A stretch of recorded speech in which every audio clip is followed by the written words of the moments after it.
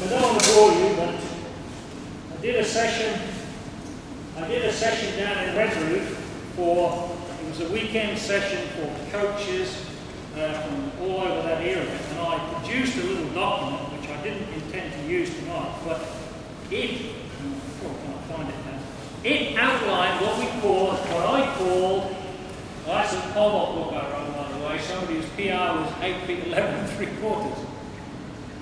300 pages on a Pollock, so there's hope for everybody.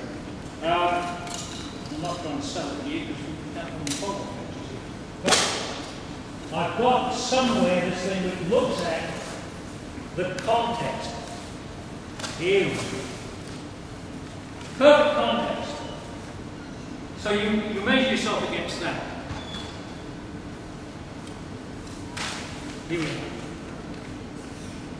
Athletes with great physical talent, mental toughness, and a determination to succeed that borders on obsession. Is that fair? If you really want to produce great athletes, you have to have that. An appropriate training environment. You have to have that. Yes.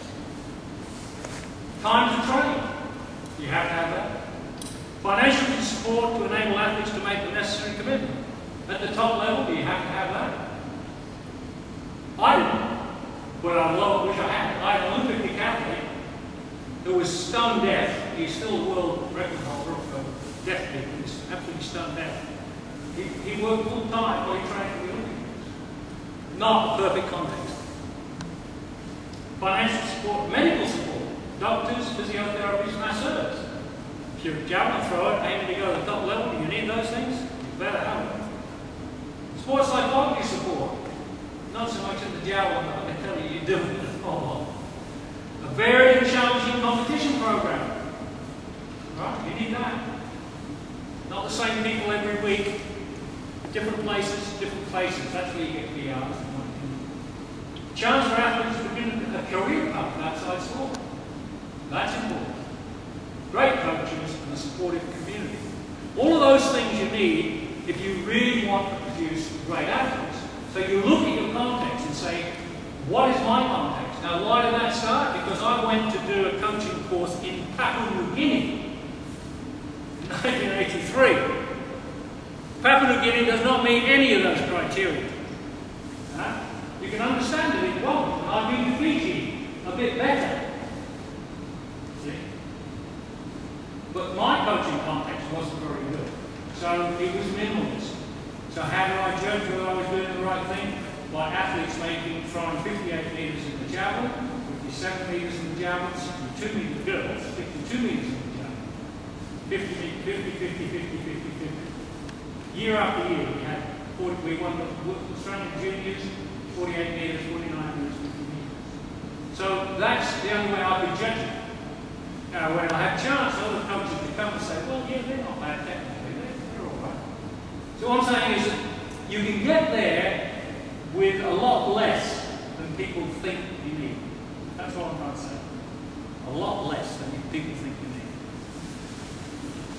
And I would say that with the athletes you've got, the coaches you've got, the facilities and equipment you've got, the opportunity for competition you've got a good environment.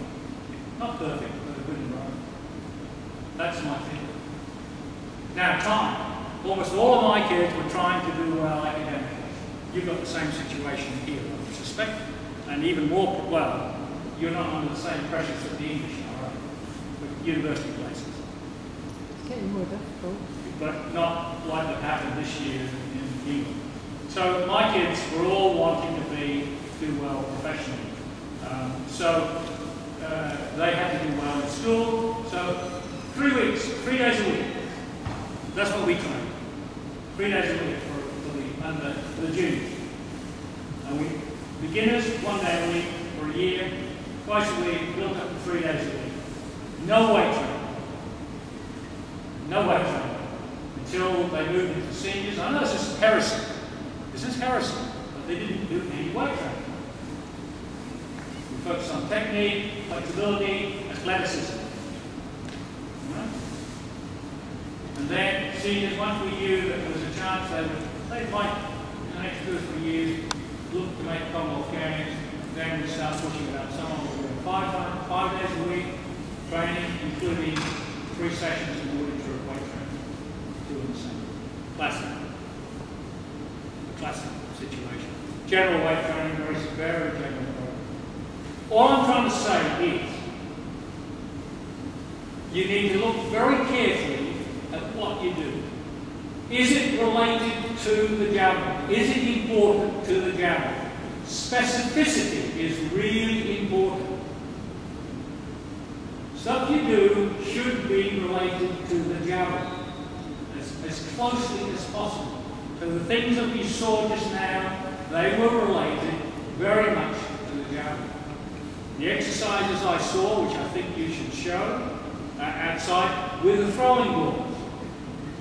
All right? Very specifically related to the javelin.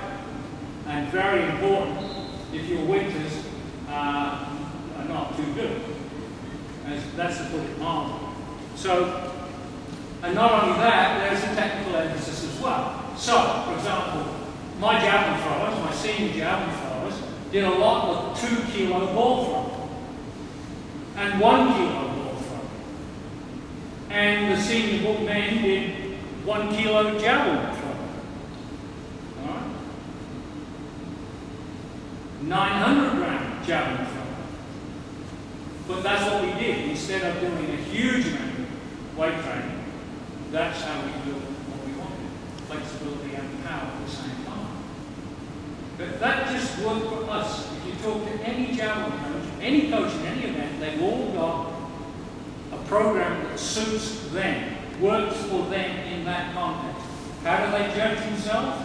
Well, I believe you have to look outside your own little scrap heap. You've got to judge yourself nationally and internationally. You've got to. Because if you don't, you're kidding yourself. That's my opinion. And I see athletes here who can reach that standard. And I'm sure you've got others around the tracks. So what I'd like to do now is just do 2 things that we did a fair bit of. You can throw your, look, it's up to you guys, and I really appreciate your time. Anytime you feel that you need to move on, go, please. Because, you know, I'm assuming if you want to hang around the stuff we can show you, I'd certainly like to see you do the throwing balls. Karen, your favourite exercises? Before the coaches go to return,